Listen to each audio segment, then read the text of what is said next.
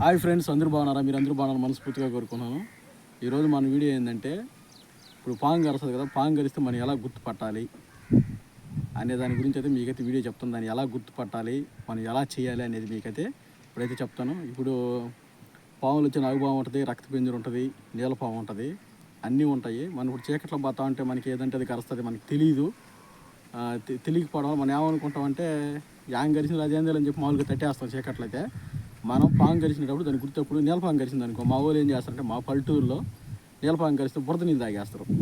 బురద నీళ్ళు తాగితే తగ్గిపోద్ది అని చెప్పేసి మన మొదలు పాము గరిచినప్పుడు బురద నీళ్ళు అయితే తాగేస్తారు. అప్పుడైతే తగ్గిపోద్ది, లేకపోతే సున్నమైనా రాసేస్తారు. అలా కాకుండా మనం ఇప్పుడు మన పొలాలలోకి వెళ్ళిపోయినాం అనుకో, పొలాలలోకి వెళ్ళిపోయిన తర్వాత పాము గరిచింది అనుకో, అది పాము గరిచిన తర్వాత అది విషపురుగా లేకపోతే మామూలు పురుగా అని తెలుసుకోవడానికి అప్పుడైతే మేమైతే వాడతాం అనమాట. అదే మాదిరిగా ఒక ఆయన అయితే మేమైతే పొలం పనులకు పోయినాము. పొలం పనులు అయితే మడలు కట్టడానికి పోతే ఒక ఆయనకైతే పాము గరిచింది. పాము గరిచిన తర్వాత ఆయన ఏమనుకున్నాడంటే అది ఏందో మునియాల పాము అనుకొని వచ్చేసినాడు ఇంటికి వచ్చేసిన తర్వాత ఆయనకి అదే విధంగా అయిపోయింది అనమాట. ఒళ్ళు అదే విధంగా మగడంగా మొత్తం అయిపోయింది.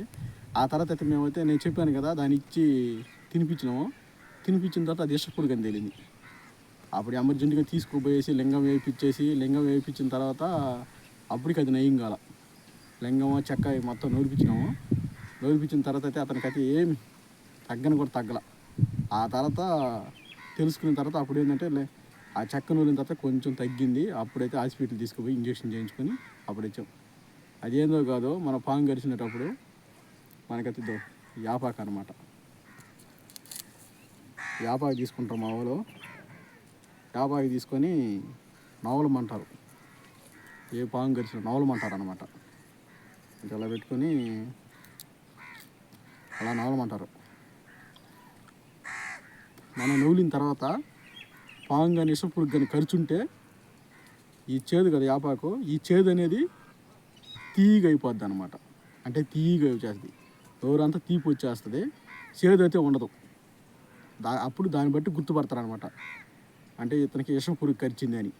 మనకి చేదు అనేది తీపి వచ్చేస్తుంది. నువ్వు ఎంత యాపాకు నాలుతున్నా తీపే ఉంటుంది, కానీ చేదు అయితే ఉండదు.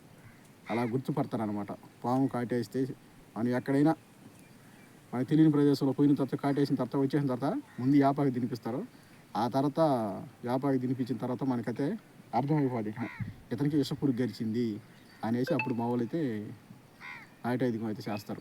అప్పుడు నాయుటైదికం చేసేసి లింగం వేస్తాడు అనమాట. అంటే తెల్ల గుడ్డ తీసుకొని మట్టి ఉంటుంది కదా, ఆ మట్టితో ముళ్ళుగా వేసేస్తారు అనమాట, తెల్లగుడ్డతో. అప్పుడు మెల్ల వేసేస్తారు.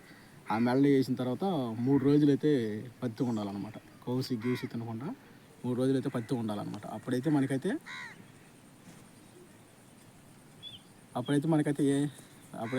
తగ్గిపోద్ది అనమాట. అది మా ఊరు పాము గరిస్తే మా పల్లెటూరులో ఎలా విషపురుగు అనేది గుర్తుపెట్టేది అనేది అలా చేస్తారనమాట. మన వీడియో మీకు నచ్చితే లైక్ చేయండి, సబ్స్క్రైబ్ చేయండి. నెక్స్ట్ వీడియోతో ఉంటాం. బాయ్.